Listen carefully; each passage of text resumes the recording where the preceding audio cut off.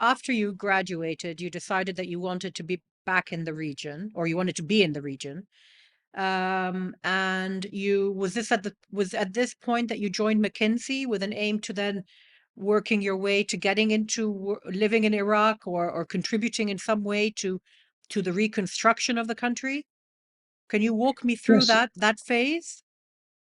Yeah. So after getting my degree with my very shaky Abbasid Arabic, I experimented with journalism, writing about Iraq and Kuwait, which was good experience and carrying on learning.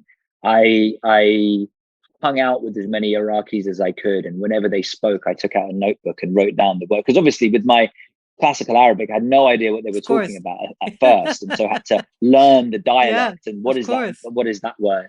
And where And it's was the that, really Hassan? Was that in in Iraq in itself? in no, well, for a year in London, also Right. London full of Iraqis. Yeah. Um, and then I went to Harvard to do a master's in Middle East studies, and hung out with the Iraqi students who had been given scholarships by the Americans and were desperately trying to find ways of not going back to Iraq because they were meant to be sent back there. And it was a very tumultuous time. Um, so experimented with journalism, academia, doing a master's. Do you do a Yeah. PhD, become an academic? And also did an internship at the UN. And I decided that I did that as journalism's not going well, to save but way Iraq. before Did you. you? Really fun It experience. is. But It I is really decided fun. that journalism wasn't going to save Iraq because you Yeah. either write in Arabic in the Middle East and it's very difficult Yes. to say what you mean, Yes. or you write in the UK or America. And the only logic of this is you should do something. You're basically urging the Americans, the Brits, to take action. And I didn't think that was going to save Iraq. Certainly Right. hadn't worked the last time. So not journalism. Academia wasn't going to save Iraq. Very nice pastime for the diaspora intellectuals who want to, who have a sense of longing for their own country and want to debate and discuss, but not really changing the situation on the More ground. of a And the hobby, UN, perhaps. Yeah. well, a hobby and a very fascinating intellectual career, but not one that changes things directly Right. on the ground, It's right? not direct And all my action. respect to my friends Yeah. who are professors of Middle East, but I was a young man and wanted to do things in the country.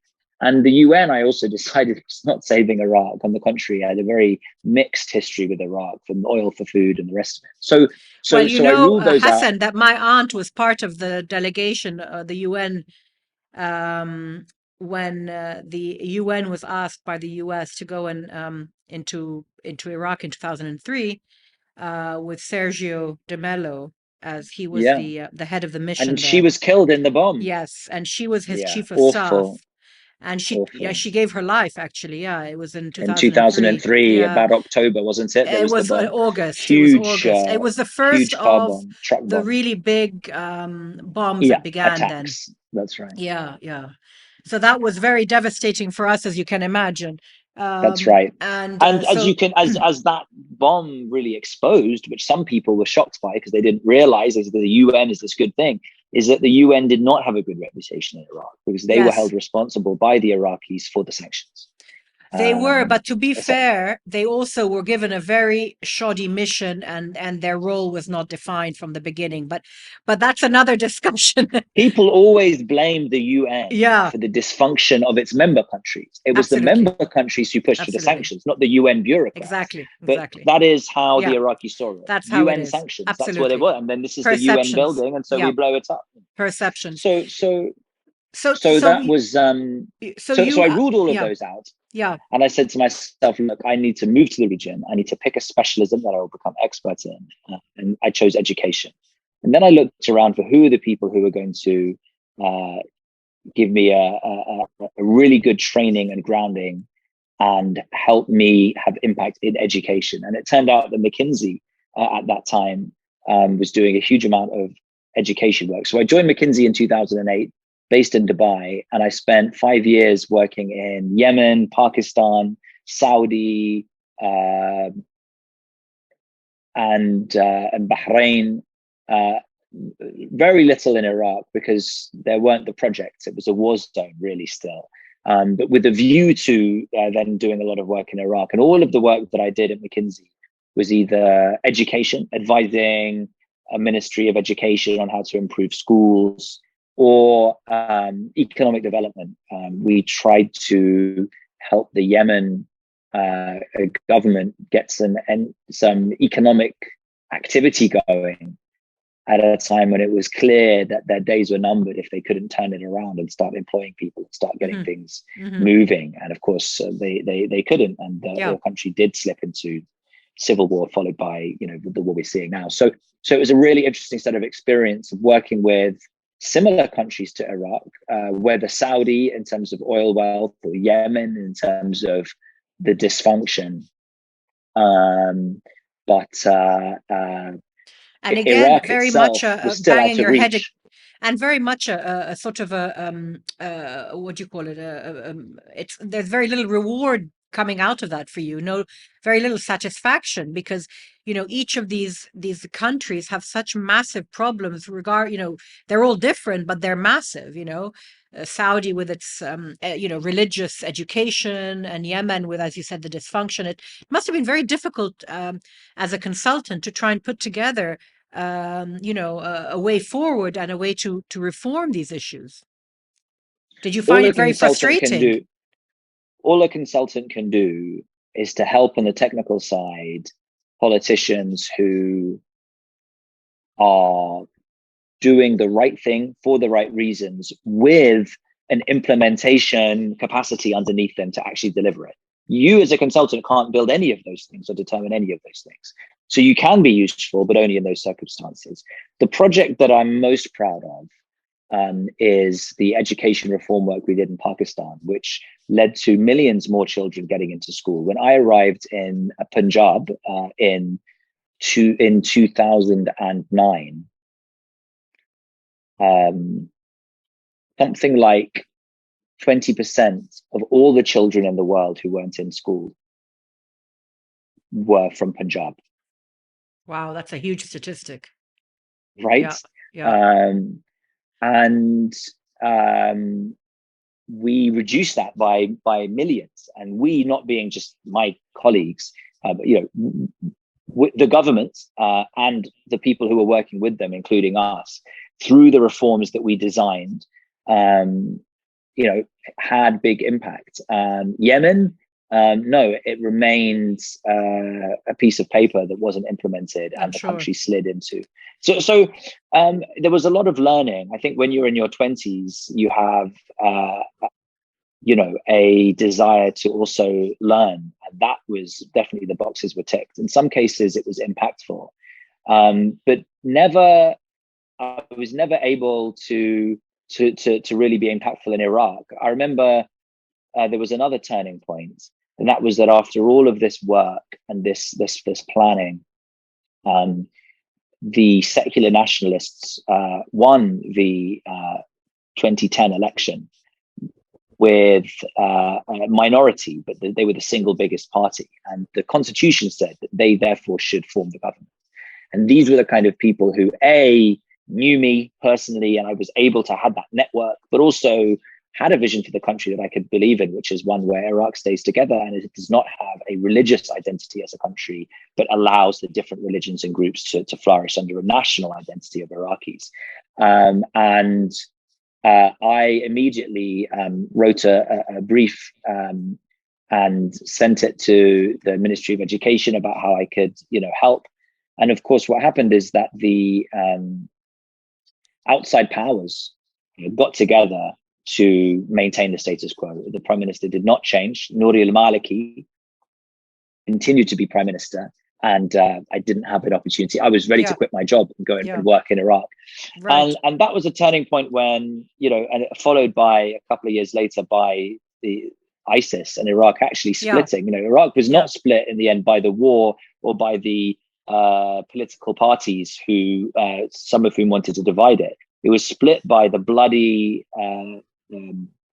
invasion / kind of revolution, or whatever you want to call it, of ISIS, which de facto divided it into this caliphate in the middle, with the Kurds in the north and the government of Iraq, as it were, in the south.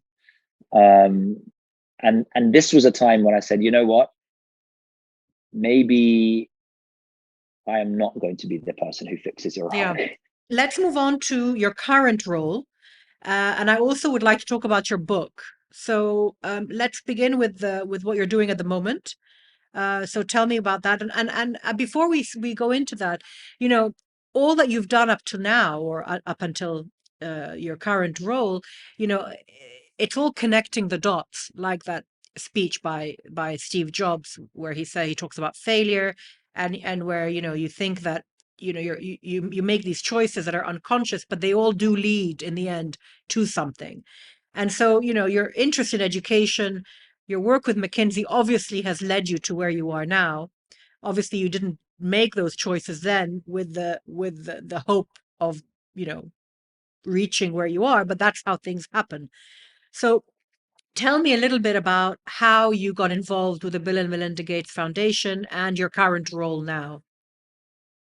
Yeah, quite simply, I was recruited to set up their Middle East team because of the experience that I had working with governments and in development across the region.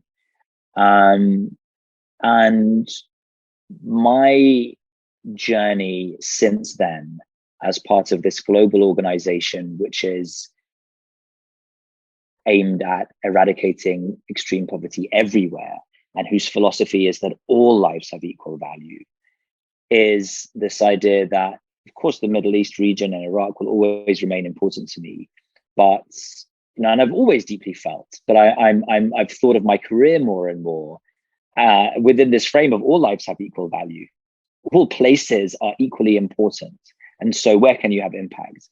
And so I am now deputy director for global policy and advocacy. I still oversee the Middle East region, also Pakistan, but also Japan and Korea, and also work on global policy.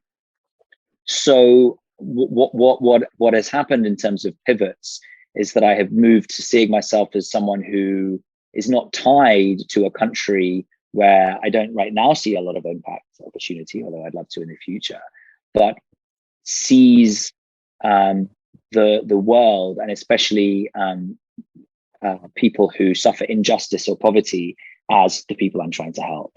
And my book is really a pivot to talking at a global level. It's called The Responsible Globalist. And it asks the question, how should we act now, tomorrow morning?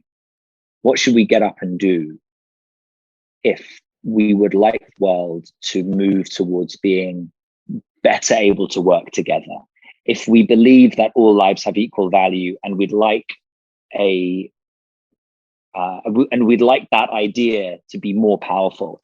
And there's something really from my Arab background in some of the way I've thought about it, because to many people in Europe or North America, nationalism is the enemy of globalism, and nationalism is essentially a project to divide us. But what everyone in the Middle East knows is that nationalism can be an amazingly powerful force to unite people. And that actually, if you don't have a nation, you've got nothing. In Iraq, people are begging people to come together and believe in Iraq and believe in the nation. They're begging the Lebanese to come together and have a Lebanese nationalism. Lebanese nationalism is meant to be a unifying force, not one that breaks us down. And Arab nationalism, although it was framed in such a way that the Shia felt left out and the Berbers felt left out, it was nevertheless the idea of bringing people together across continents. So the essential idea in my book is, if you want to look for a philosophy or an ideology that brings people together, that can be the basis of global unity, it's nationalism.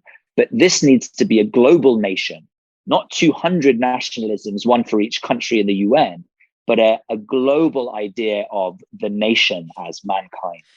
Well, that's just it. I think people confuse the nation state with nationalism. I think nationalism as a term gets a bad rap, doesn't it? It's equated with, protectionism and wanting to be focused on the inside.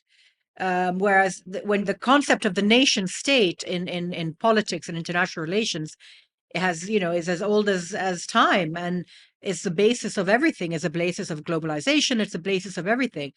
But I think well, it's not as old as yeah, time. It's as old as industrialization. It's a relatively modern idea, but it's the idea that says, what is it that states have been around since, roughly 5,000, 10,000 years ago in Iraq, right, where they first yeah, came up, and yeah, Egypt and China. States have been around, but when it's a king sitting on top of a state that he rules through might of arms, that's not a nation state. A nation state is this idea that the boundaries of the state should be defined by that group of people who inherently belong together, who are equal under the law, equal as brothers, who deserve to help each other and help from each other. And it is only with the nation state, not a state of other kinds, that you get redistribution and taxation, that you get a free health service, that you get democracy, the idea that we should all have a vote and participate. So the nation, as a political idea, moved us along in a really powerful way towards justice. The problem was, and this is why it's associated with divisiveness, is who's in and who's out. What is this nation? Is it just white Germans who were Christian and Aryan origin? Is it just Arabs and not Berbers? That's the question. And if we resolve that. Yeah. No, I agree. And I don't want to go too much into that because I'd want to focus a little bit more on you. But I do agree with you. I think in the Middle East, the question is a lot more contentious because obviously our nations, our borders are not necessarily created by the people living in them. We've got the whole Balfour Declaration, the Sykes-Picot line, all of that period. We're not really necessarily the ones that organically formed our own countries. But that's another discussion, which I would really love to have with you at maybe another podcast. But I think it's a really interesting discussion. I'd like to talk, if you don't mind, about the actual work that the foundation is doing in the Middle East and how the foundation has been dealing with the pandemic, the work of the last year specifically. I'm sure you've come across a lot of the media reports. The Middle East is the cradle of the conspiracy theory, as I'm sure you know. And the whole, there were so many theories about Bill Gates and all of this completely outlandish, as far as I'm concerned, outlandish talk about his role in the pandemic. And I don't want to go into that because that's not what we're here for. But it's just to point out that this is a region where information gets twisted and gets disseminated in these very strange ways. And I'd just like to hear from you what the foundation is actually doing in the region, because I know that you're doing quite a bit across the different governments, and that you were working on certain projects with certain governments before the pandemic, and then of course that got rerouted during the pandemic. So just talk to me a little bit about that. Yeah. So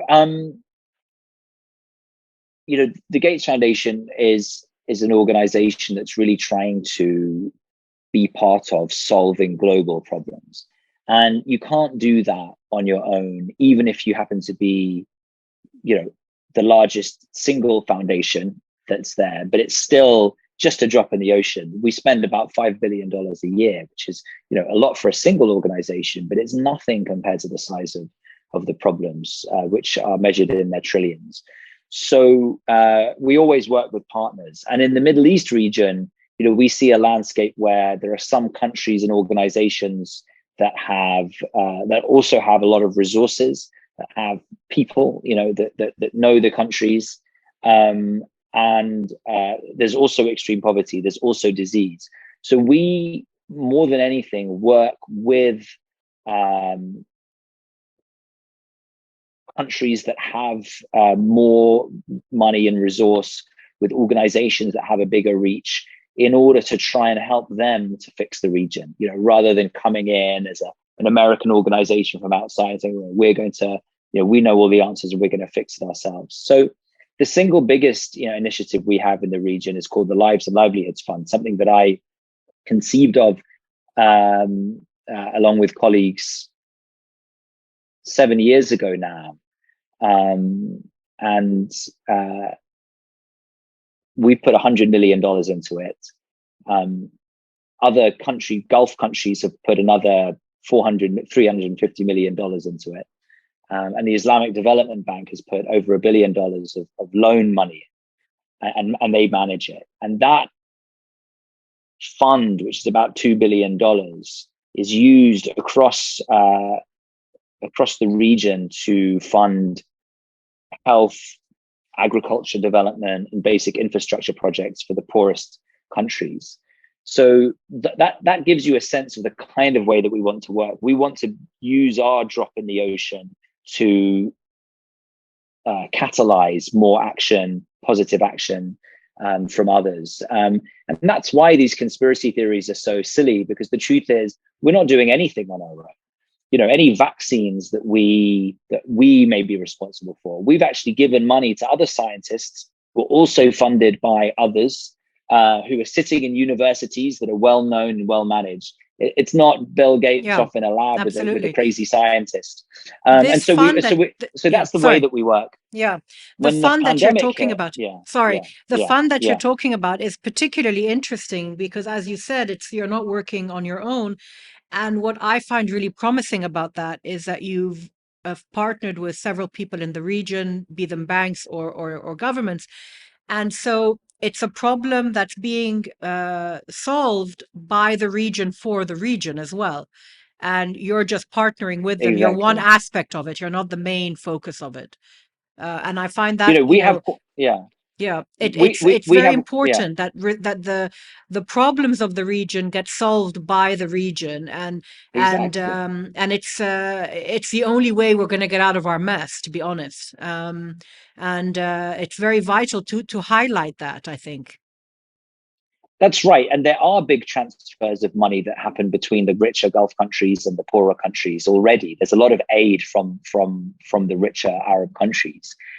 They look to us, in some cases, for expertise in some of the areas where we have that expertise. That expertise is project design and management. It is how do you actually eradicate a disease? It is technical knowledge. We look to them for distribution, license absolutely. to operate. Who are we? And reaching if the people. Exactly. License to operate. And so you were gonna say about what's happened in the last year regarding the pandemic? Well, the pandemic, has changed everything for everyone. We've spent $1.75 billion globally on the pandemic, and some of that has been in helping individual countries strengthen their response. Most of it has been somewhere between supporting efforts to rapidly develop the vaccines and scale up manufacturing and then distribute them. But also we've put a lot of money into developing treatments, cures, not the vaccine, which prevents you from getting ill, but treatments for people who are sick with COVID. So that's a very global program, but it's also relevant to the region.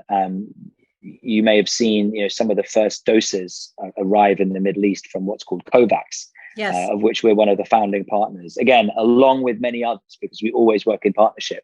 But from early last year, I've been working alongside the Saudi G20 presidency, because Saudi Arabia was the president of the G20 last year, as well as many others, to bring together a global coalition to say, okay, we have to solve the vaccine issue at a global level. A lot of people have harped on a lot about vaccine nationalism, and they're right to, because this is a moment that we really have to work together a lot as a world. But what's important not to lose sight of is that this is also, as well as a time that countries have tried to look after themselves, it's also a time when there's been more giving to global vaccination. There's been a more rapid scale up, a faster transition from the rich countries getting it to the poor countries getting it than we've ever had in the past. So the world has done better than ever before. It's still not good enough, but it's been great to be part of those efforts to actually get people to realize that we're not safe until everyone's safe. Yeah, there was a really interesting piece in the Atlantic Monthly magazine. I think it was out the day before yesterday, about how it hasn't all been bad in the pandemic. And one of the things they mention is the fact that, well, just purely from the scientific point of view, who would have thought that we could have created a vaccine in under a year, and how that jump in scientific ability will have a ricochet positive effect on a lot of other diseases going down the line. I mean, the fact that we're able to create now these made to measure vaccines for whatever we want almost is revolutionary. It's revolutionary. And we forget that. We forget the advances we've made this past year. It's pretty phenomenal. Yeah. So we've made advances in the science, and we've also made advances in the global collaboration to actually get things out there. Never before has a vaccine been delivered to Ghana within 3 months of it being used for the first time in a rich country.